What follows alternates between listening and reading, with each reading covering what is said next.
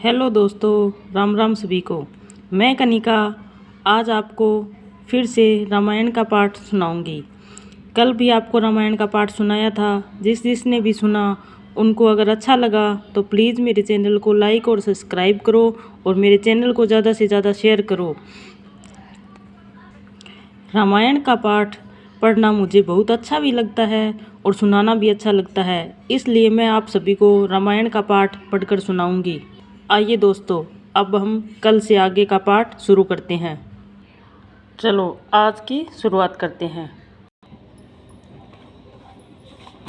दुष्ट भी सत्संगति पाकर सुधर जाते हैं। जैसे पारस के स्पर्श से लोहा सुहावना हो जाता है, सुंदर सोना बन जाता है, किंतु देव योग से यदि कभी सज्जन कुसंगति में पड़ जाते हैं तो वे वहाँ की सांप की मणियों के समान अपने गुणों का ही अनुसरण करते हैं।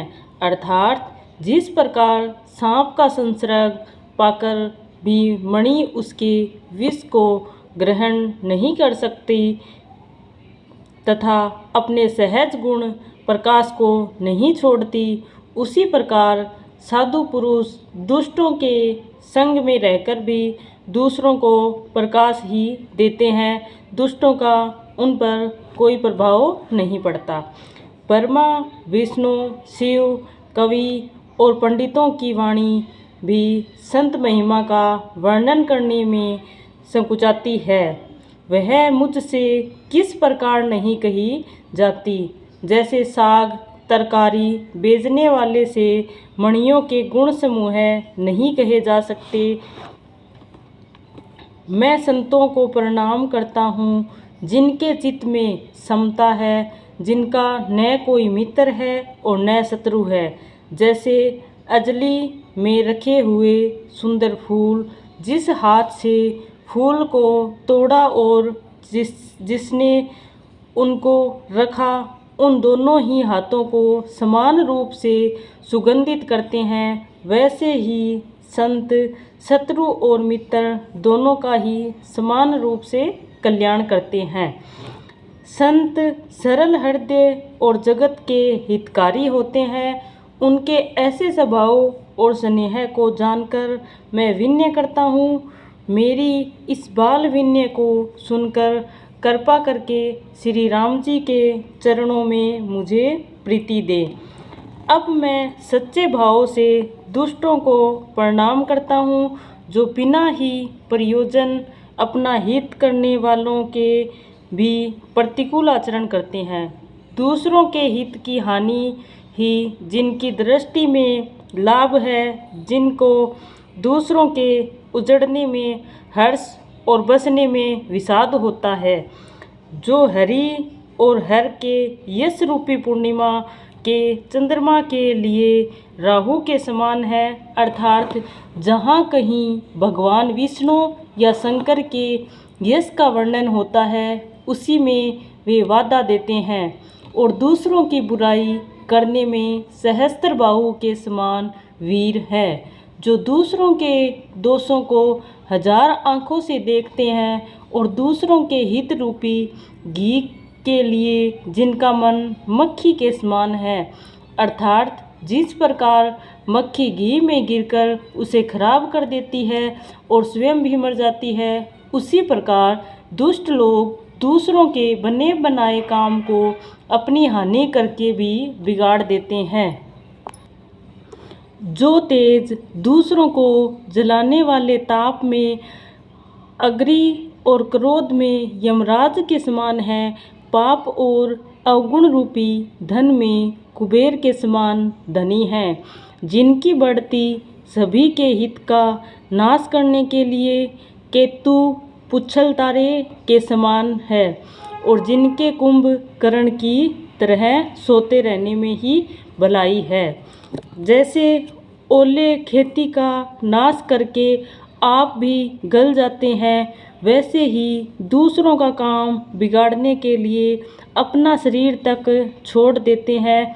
मैं दुष्टों को हजार मुख वाले शेष जी के समान समझकर प्रणाम करता हूँ, जो प्राय दोषों का हजार मुखों से बड़े रोष के साथ वर्णन करते हैं पुनः उनको राजा पृथु, जिन्होंने भगवान का यश सुनने के लिए 10,000 कान मांगे थे, के समान जानकर प्रणाम करता हूँ, जो 10,000 कानों से दूसरों के पापों को सुनते हैं, फिर इंद्र के समान मानकर उनकी विनय करता हूँ, जिनको सुरा, मंदिरा, निकी और हितकारी मालूम देती है। यानी इंद्र के लिए भी सुरानीक अर्थात देवताओं की सेना हितकारी है, जिनको कठोर वचन रूपी वज्र सदा प्यार लगता है और जो 1000 आँखों से दूसरों के दोषों को देखते हैं। दुष्टों की यह रीति है कि वे उदासीन, शत्रु और मित्र किसी का भी हित सुनकर जलते हैं। यह जानकर दोनों हाथ जोड़कर यह जन प्रेम पूर्वक अपनी विनय करता है। मैंने अपनी ओर से विनती की है, परंतु वे अपनी ओर से कभी नहीं चूकेंगे। कोए को बड़े प्रेम से पालिए, परंतु वे क्या कभी मांस के त्यागी हो सकते हैं। अब मैं संत और असंत दोनों के चरणों की वंदना करता हूँ। दोनों ही दुख देने वाले हैं, परंतु उनमें कुछ अंतर कहा गया है। वह अंतर यह है कि एक संत तो बिछुड़ते समय प्राण हर लेते हैं और दूसरे असंत मिलते हैं तब दारुण दुख देते हैं, अर्थात संतों का बिछुड़ना मरने के समान दुखदायी होता है और असंतों का मिलना। दोनों संत और असंत जगत में एक साथ पैदा होते हैं, पर एक साथ पैदा होने वाले हैं। कमल और जौ की तरह उनके गुण अलग अलग होते हैं। कमल दर्शन और स्पर्श से सुख देते हैं, किंतु जोंक शरीर का स्पर्श पाते ही रक्त चूसने लगते हैं। साधु अमृत के समान मृत्यु रूपी संसार से उबारने वाला और असाधु मदिरा के समान मोह, प्रमाद और जड़ता उत्पन्न करने वाला है। दोनों को उत्पन्न करने वाला जगत रूपी अगाध समुद्र एक ही है। शास्त्रों में समुद्र मंथन से ही अमृत और मदिरा दोनों की उत्पत्ति बताई गई है। भले और बुरे अपनी अपनी करनी के अनुसार सुंदर, यश और अपयश की संपत्ति पाते हैं। अमृत, चंद्रमा, गंगा जी और साधु एवं विष, अग्नि, कलयुग के पापों की नदी अर्थात कर्मनाशा और हिंसा करने वाला व्याध, इनके गुण अवगुण सब कोई जानते हैं, किंतु जिसे जो भाता है उसे वही अच्छा लगता है। भला भलाई ही ग्रहण करता है और नीच नीचता ही ग्रहण करता है।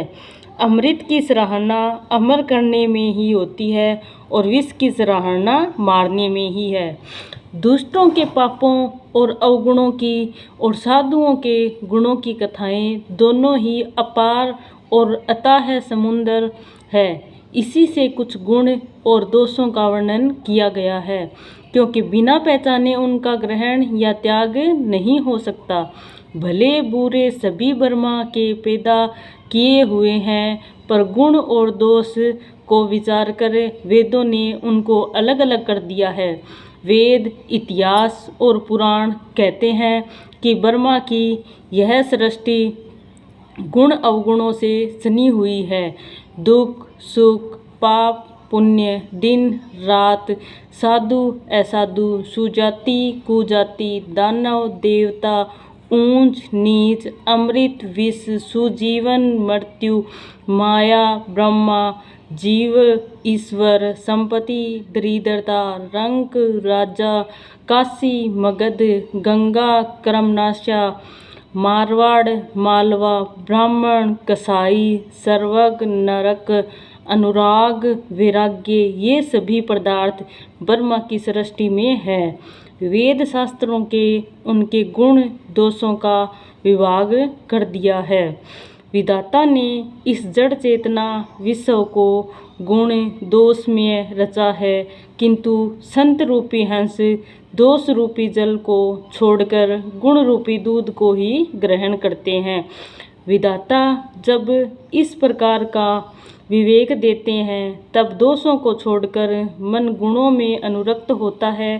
काल, स्वभाव और कर्म की प्रबलता से भले लोग साधु भी माया के वश में होकर कभी कभी भलाई से चूक जाते हैं। भगवान के भक्त जैसे उस चूक को सुधार लेते हैं और दुख दोषों को मिटाकर निर्मल यश देते हैं, वैसे ही दुष्ट भी कभी कभी उत्तम संग पाकर भलाई करते हैं, परंतु उनका कभी भंग न होने वाला मलिन स्वभाव नहीं मिटता। जो वेशधारी ठग है उन्हें भी अच्छा वेश बनाए देखकर वेश के प्रताप से जगत पूजता है, परंतु एक न एक दिन वे चोड़े आ ही जाते हैं। अंत तक उनका कपट नहीं निभता। जैसे काल नेमी रावण और राहु का हाल हुआ। बुरा वेश बना लेने पर भी साधु का सम्मान ही होता है, जैसे जगत में जामवान और हनुमान जी का हुआ। बुरे संग से हानि और अच्छे संग से लाभ होता है, यह बात लोक और वेद में है और सभी लोग इसको जानते हैं। पवन के संग से धूल आकाश पर चढ़ जाती है और वही नीच नीचे की ओर बहने वाले हैं। जल के संग में कीचड़ में मिल जाती है। साधु के घर के तोता मैना राम राम सुमिरते हैं और असाधु के घर के तोता मैना गिन गिन कर गालियाँ देते हैं। कुसंग के कारण धुआं कालिक कहलाता है। वही धुआं सुंदर स्याही होकर पुराण लिखने के काम आता है और वही धुआं जल, अग्नि और पवन के संगम में बादल होकर जगत को जीवन देने वाला बन जाता है। ग्रह, औषधि, जल, वायु, वस्त्र ये सब भी कुसंग और सुसंग पाकर संसार में बुरे और भले पदार्थ हो जाते हैं। चतुर एवं विचारशील पुरुष ही इस बात को जान पाते हैं। महीने के 2 पखवाड़ों में उजियाला और अंधेरा समान ही रहता है, परंतु विधाता ने इनके नाम में भेद कर दिया। एक का नाम शुक्ल और दूसरे का नाम कृष्ण रख दिया। एक को चंद्रमा को बढ़ाने वाला और दूसरे को घटाने वाला समझकर जगत ने एक को सुयश और दूसरे को अपयश दे दिया। ओके दोस्तों, आज फिर मैंने आपको 5 पेज सुनाए हैं। अगर आपको अच्छी लगे मेरी वीडियो तो प्लीज़ मेरे चैनल को लाइक और सब्सक्राइब करो, ज़्यादा से ज़्यादा शेयर करो। ये पुण्य मैं कमाना चाहती हूँ, इसमें आप मेरा साथ दो। थैंक यू, धन्यवाद।